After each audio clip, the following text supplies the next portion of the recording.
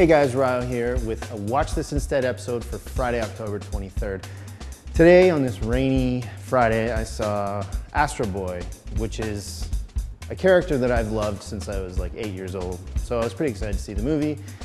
Too bad that the movie stinks. If you don't already know, Astro Boy is, without any exaggeration, Japan's answer to Mickey Mouse. He's huge there, massively popular. He even shares Mickey's unique fashion sense, what with the widow's peak and the going around shirtless all the time. He's a national treasure, a massively huge pop culture icon that has millions upon millions of fans.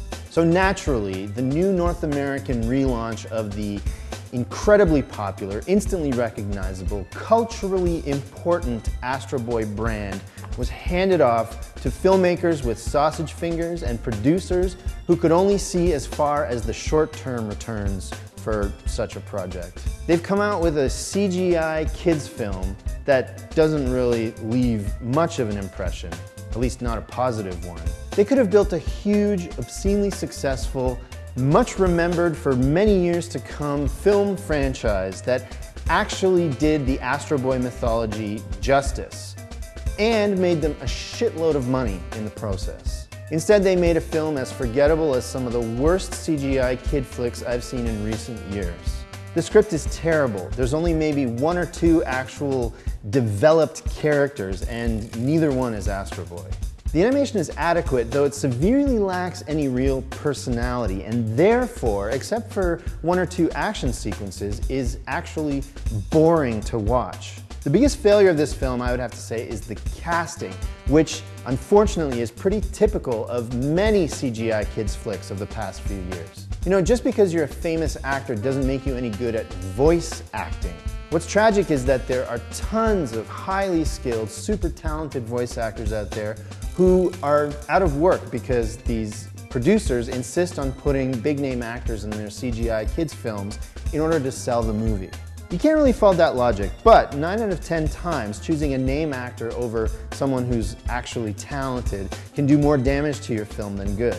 Nicolas Cage plays Astro Boy's father in the film and instantly makes it a comedy with every line delivery. And you can actually tell that Donald Sutherland was reading his lines off a script instead of trying to perform them like an actor. And worst of all, Astro himself, voiced by Freddie Highmore, doesn't sound like anything you'd expect him to, considering his crazy shirtless outfit and the circumstances he finds himself in. He's supposed to be this little kid who's excited and a little bit scared of this world that he's discovered, but instead, in this film, he sounds like Peter Brady going through puberty. Just wrong casting choices, dooming the film to failure if it wasn't already doomed by a terrible script and sucky animation. Do not take your kids to see Astro Boy. However, you and your kids should watch this instead. Click on one of the banners on our site and go to zip.ca. Once you're there, search for Avatar, The Last Airbender on DVD. This was an absolutely brilliant, perfectly executed animated series about balance and unity. And the main character is a 12-year-old, wide-eyed, fun-loving kid who just happens to be the most powerful kid in the world, much like Astro Boy. He and his friends, also kids, travel the world and get into trouble, and they just happen to save the world in the process. It's a pretty basic premise and not too far from the Astro Boy concept.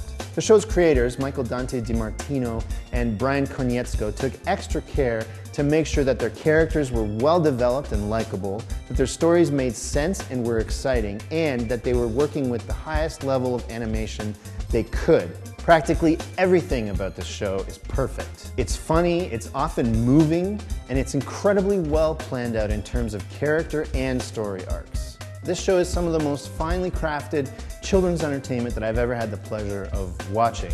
If you end up watching Avatar, just close your eyes and imagine what the same creative team could have done with Astro Boy.